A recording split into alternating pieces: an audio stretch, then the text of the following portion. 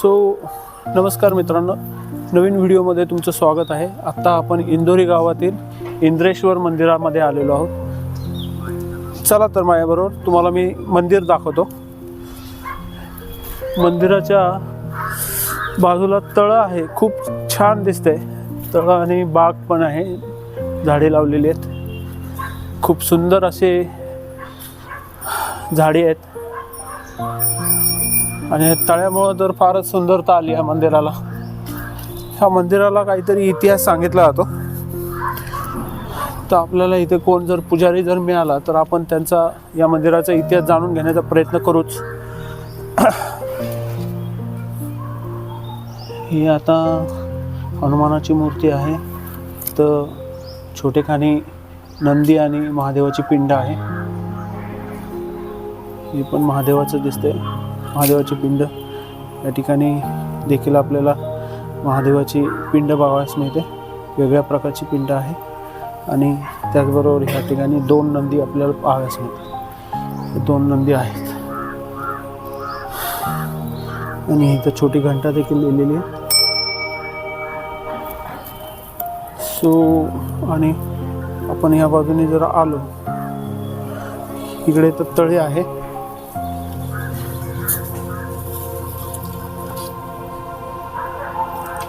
सुंदर असा जलाशय आहे। आपण ड्रोन शॉट घेऊया त्याचा। मित्रांनो, इंद्रेश्वर मंदिराला इतिहास सांगितला जातो।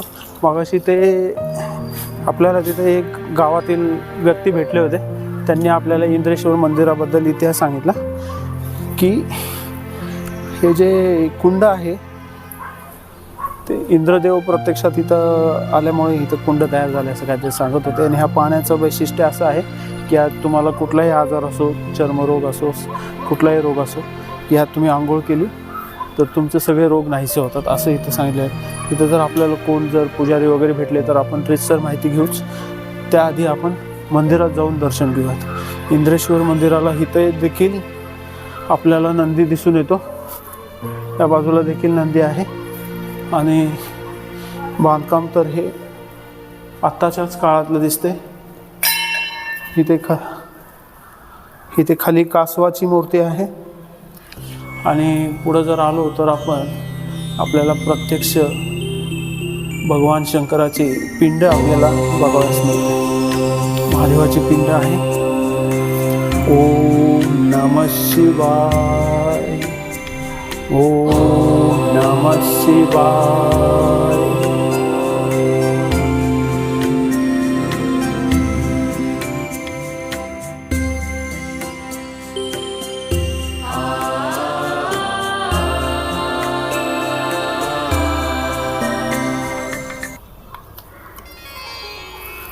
सुंदर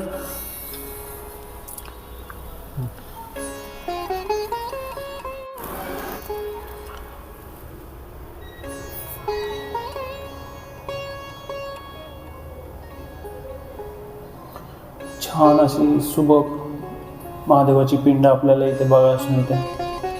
अतिशय सुंदर आणि शांत गर्भगृह आहे। आपल्याला मंदिराच्या गर्भगृहाच्या बाहेर एक दिवा दिसतो, त्याचबरोबर आपल्याला हे दगडी गर्भगृह आहे। आय थिंक हा जो दिसतोय गर्भगृह हा जुना असावा आणि हे साईडचं जे बांधकाम आहे ते नवीन आहे असंच असावं। आणि इथे आपल्याला गणरायाची मूर्ती दिसते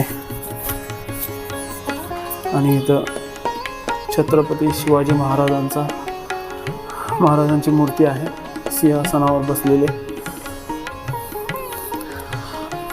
हे जे दिसते आपल्याला हे जुनं बांधकाम आहे। बाहेरून आपल्याला नवीन बांधकाम दिसतं, परंतु हे दगडी बांधकाम आहे, सर्वात जुने बांधकाम आहे।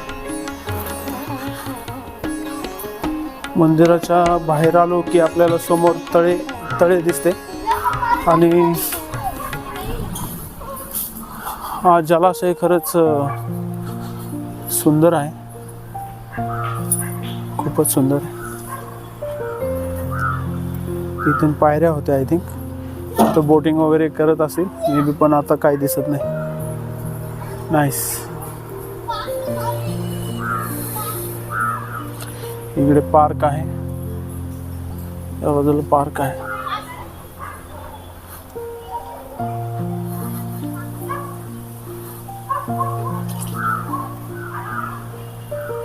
इंदोरी गावातील इंद्रेश्वर मंदिराचं परिसर,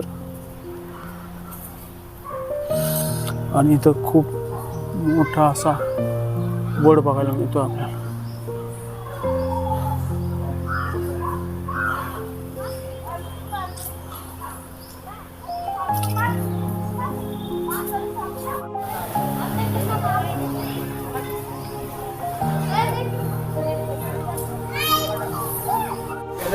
नमस्कार मित्रांनो, आपण आता इंद्रेश्वर मंदिरामध्ये आलेलो आहोत आणि आपल्याला इथे ग्रामस्थ भेटलेले आहेत.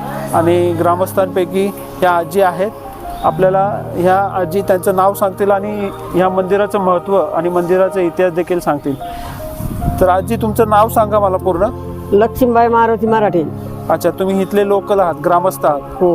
बरं, मला आता ह्या मंदिराचं महत्त्व, इंद्रेश्वर मंदिर इथे का आहे, ह्याची इतिहास काय हे सांगा. इंद्राला भग पडली होती म्हणून इंद्र इथं आलं. इथं इंद्राने तप केलं, त्यांचं तप भरपूर झालं, शंकर त्यांना पावन झालं. अच्छा. हा, ते अभंग बरे बघ. चंद्राला पडली बघ, चंद्र झाला काळा. बरोबर. हा, चंद्र झाला काळा, अभंग बरे त्याच्यावरती. बरोबर. अच्छा. हा, तर ती मध्ये तळ्यामध्ये आहे हा. ना, कुंडी ठेवलेली, तिथं जिवंत पाणी लागलेलं आहे. बर. अच्छा. तिथं आतमध्ये तिथं वर तळ्यामध्ये पाणी लागलेलं आहे, जिवंत पाणी. आणि ती हे टिकोड दिसते ना मधली कोरड, तिथं कपडे बदलायला जायची इथून ती तिथं. बर. इंद्र म्हणजे प्रत्यक्ष इंद्रदेवानी या भूमीवर येऊन तपसाधना केलेली आहे. केव्हा केलेली आहे? ज्यावेळेस इंद्राला स्वतःच्या शरीरावर काहीतरी आजार निर्माण झाला होता आणि तो बरा होत नव्हता. त्यामुळे इथे इंद्राने प्रत्यक्ष महादेवाची सेवा केली, तप केलं, साधना केली आणि महादेवाला प्रसन्न करून घेतलं. त्यामुळे महादेवाने प्रत्यक्ष त्याच्या इंद्रासाठी इथं कुंड निर्माण केलं आणि त्या कुंडामध्ये त्याला आंघोळ करण्यास सांगितले आणि त्या पाण्याने इंद्राचा तो आजार बरा झाला आणि त्यामुळे ह्या जागेला महत्त्व प्राप्त झालं. आणि हे आख्यायिका नसून ह्याच्यावर अभंग आहेत. हा इतिहासकार आहे. ह्या चंद्र झाला का आजींच्या सांगण्यातून आपल्याला कळून येते.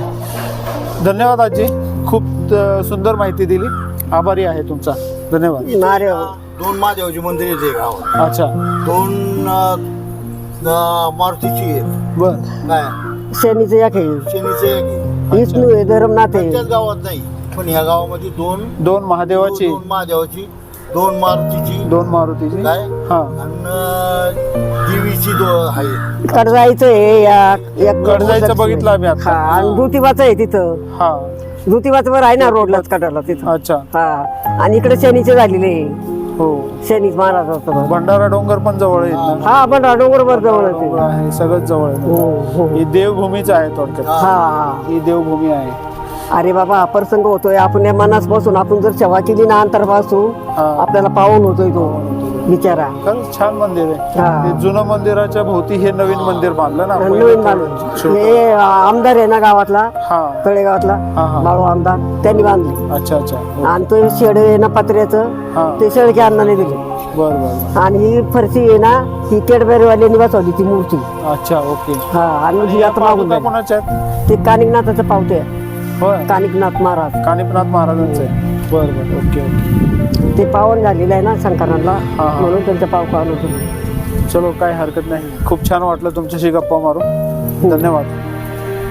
बरं बाबा, आता हे मित्रांनो, हा व्हिडिओ आवडला असल्यास लाईक करा आणि हा व्हिडिओ कसा वाटला त्याबद्दल तुम्ही कॉमेंट सेक्शनमध्ये कॉमेंट करून जरूर सांगा.